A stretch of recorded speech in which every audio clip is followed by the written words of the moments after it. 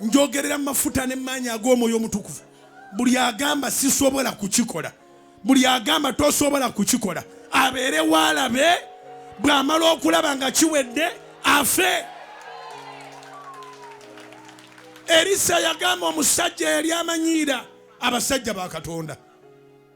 Erisa yagamba nti enkya bujja kubanga kampegaano nga n'owa sekeri afuna emmere emumala naye ng'ayogera wakati mu njala.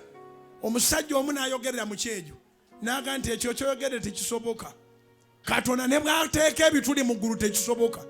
Erisa n'ayogera nga bwe njogerera kyenjogedde kyakunywera. Owakanyanga pentagon ng'okimanyi nti ejja kuyimirira, lwetuli jigula wiiki eddako ojja kuffa. Amazima ga Katonda. Erisa n'agamba omusajja nti gwe oyogedde bw'otyo nze sinze nkusoosonkereza, kakale ogenda kubeera woolabeko. Bw'onoomala okulaba tojja kulya ofe.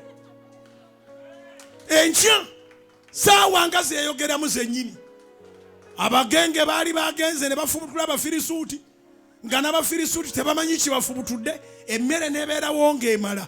Kati kubanga oli ali ayogera yali musajja wa buyinza, najja atandika okuteeka abantu mu oda, mwe temugwera, emmere weeri mwe, najja kubamala ne bamulinnya ng'agirabyeko.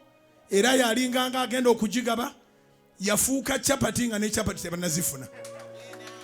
Totwesimbangamu tetwajja naawe.